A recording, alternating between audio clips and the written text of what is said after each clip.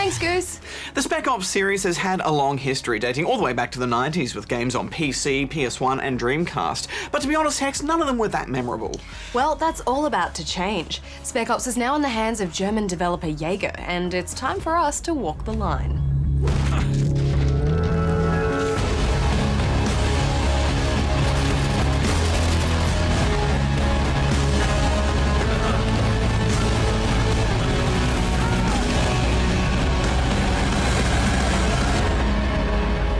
Captain Martin Walker, head of an elite three-man Delta squad that's been dispatched to a sandstorm-ruined Dubai to locate a US Army general who's gone missing in the disaster, along with his entire regiment, the 33rd. Your mission is to rescue survivors, or at least it starts that way. Setting this in an opulent city like Dubai, only devastated by sand, makes for a really interesting succession of environments, I think. What do we got? It's harsh and hot and feels rather desolate as you march forth through corridors of wrecked vehicles and partially destroyed buildings. Yeah, those wrecked locations really do a lot to evoke that sense of despair, and quickly things start to go very wrong with your rescue mission. That's putting it lightly.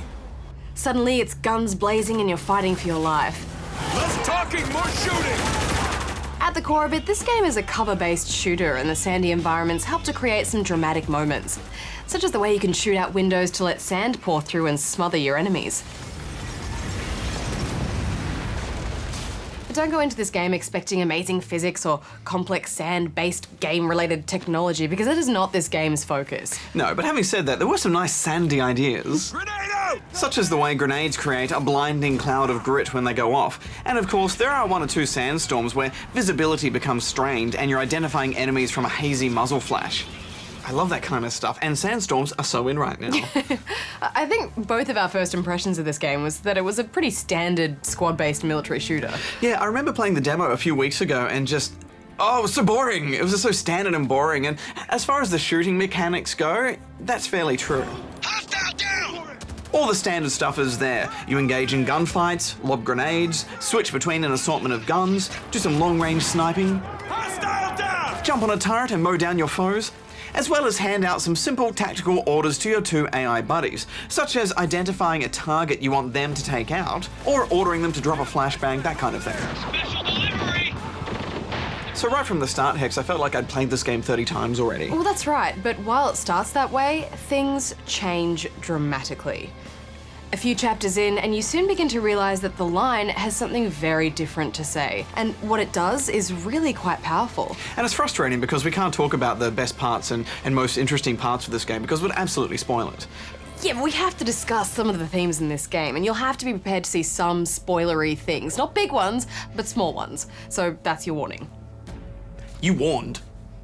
Now's our chance, Walker. We got an open path straight to gold. There are certain events that take place in this game, moral choices that you must make, and a character arc that you must follow, which is both shocking and surprising. What's going on here? Survival, Captain. Plain and simple. The developers have said they take inspiration from the book Heart of Darkness, upon which the movie Apocalypse Now was based. And the results are quite unique for a game like this. What are they saying now? These people want us gone.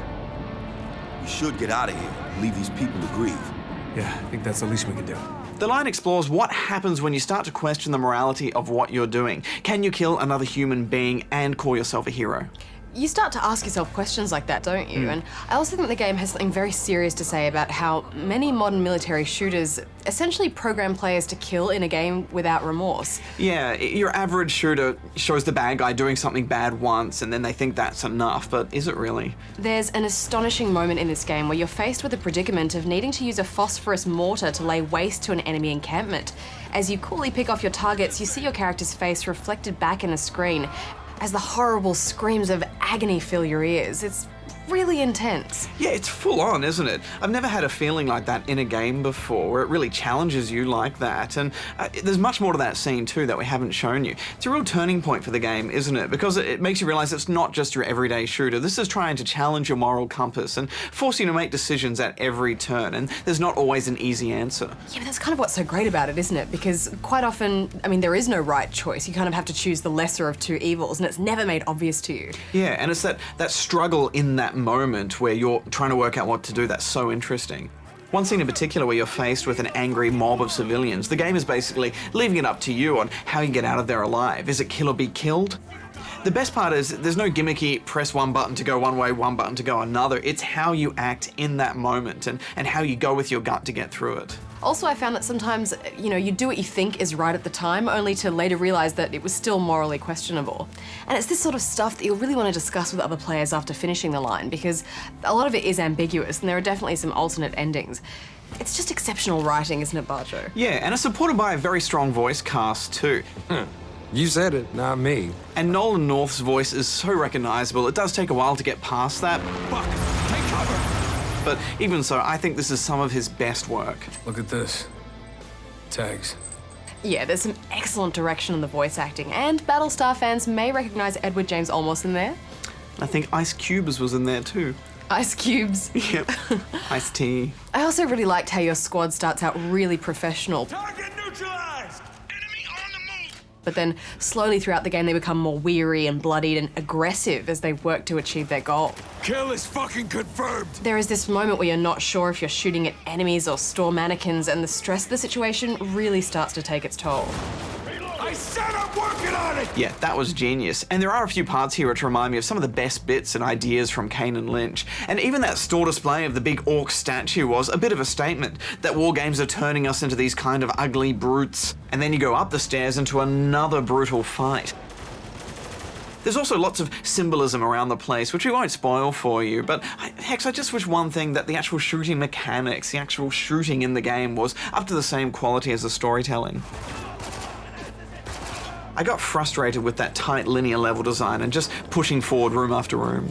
Yeah, as a shooter it's merely solid, isn't it? There are some fiddly frustrations, like you'll melee smack a barrier instead of vaulting over it, or you'll find that enemies expose themselves a bit stupidly. Shit, careful! That turret's waiting for us down there! But there is a good difficulty curve, and Barjo, I just became so intent on getting to the end of this affecting story that I was way more focused on why things were happening than the technicalities of the shooting. I mean, this really is a triumph of storytelling, especially for the genre. Yeah, there is multiplayer too, but you do get the feeling it's just there because it has to be. It's the usual unlocks and rankings. This is a single-player focused game, and that's the interesting part here. Yeah, Walker's journey is good enough that it completely renders any sort of average gunplay irrelevant, and I don't know, I think we can both agree that this is a pretty eye-opening game. Yeah, it's weird how it's been marketed though. It's my opinion that this has been marketed as a stock standard third-person shooter, nothing special at all. Yeah, I don't know, I think it could be quite clever though, because maybe they're trying to appeal to, the kind of gamer that just loves blasting their way through these stock standard military shooters to then, surprise them with what is quite a confronting message. Yeah, or maybe they're underestimating gamers though. Maybe they think that this is something we might not want, and if we find out that it's got some message, we might not want to play it. But I think that your average gamer wants something like this, something that offers a bit more. My feeling is that gamers are going to potentially miss out on something quite intelligent and thoughtful here, because there's been no indication from the marketing or, from the demo that this game has anything different to say. I'm also really worried that mainstream media might hone in on the more confronting elements of this game and take them completely out of context, when, the game is trying to do the complete opposite. It's holding up a mirror to gamers and saying, this is what you're actually doing when you're playing a game like this, and are you okay with that? This is a game we should all be talking about. I do wish those shooter mechanics were a lot better, but if you do pick this up, push past the first few hours and get to the real meat of the game. I'm giving it 8 out of 10 rubber chickens. Yeah, I mean, if you're tired of the old back-slapping, flag-waving, gung-ho message of the Call of Duties of this world, then I thoroughly encourage you to give Spec Ops The Line a go and absorb its powerful message. I'm giving it 8 out of 10 rubber chickens. We recently caught up with one of the game's developers, Sean Friesen, and here's what he had to say. We really liked this idea of having a sort of mature military story. So it's something, we're really big fans of, military movies, things like Platoon and Full Metal Jacket and Apocalypse Now, obviously, which, the game is pretty heavily inspired by. So we wanted to do something with that in gaming, since, military games are obviously huge right now. But they tend to have this kind of, Michael Bay over the top, rah, rah, rah, go America kind of thing. And, first off, that's not really what war is about. But also, I think that, when you look at war literature and war movies, that's never been what that's been about. And so we wanted to kind of do something like that in the medium that, we were really passionate about. We wanted to avoid making a strong political statement, because and it's not so much that we're worried about the controversy, it's just that we didn't want the kind of story that we want to tell to get lost in that. So, you know, for us it was more of just this is part of the reason too why the setting is so fantastic, and why for us it was really more about authenticity and not, you know, strict realism. So we intentionally avoided, you know, doing something like having it set in Iraq or something like that. We wanted to really have just a setting that was like remarkable and amazing, and you know, really kind of, and especially because with this sort of personal journey that we wanted to tell, we felt that this sort of fantastic version of Dubai covered in sand, you know, it's just this incredible city architecturally, and just having it wiped out like that really fit what we were trying to do, where we take these guys who, you know, are very, they're very upstanding, they're very clean, they're very good at what they do, and then we do a similar thing to them that we do at the city, where we kind of take them down a peg and wipe them out a little bit. And you can see that full interview on the website.